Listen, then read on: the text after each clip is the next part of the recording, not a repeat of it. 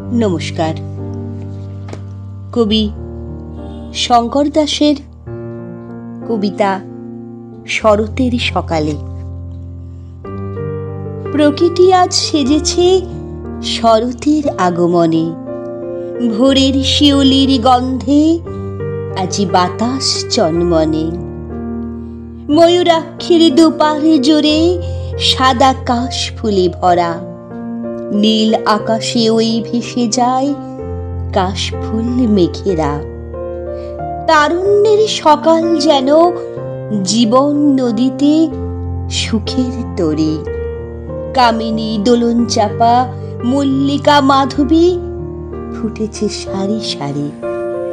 ধানের সবুজ খেতে সাজানো সব মঞ্জরির বরণডালা। বর্ষার জলে এখনো পরিপূর্ণ নিচু মাঠ আর নদী নালা। শরৎ প্রভাতে কবি মন আজি পুলকিত চিত্ত, যেন নববধূর মিলনের বাসর ঘর আজি সমৃদ্ধ। শিশির ভেজা পথে পড়ে আছে লাল সাদা সব ফুলাঞ্জন।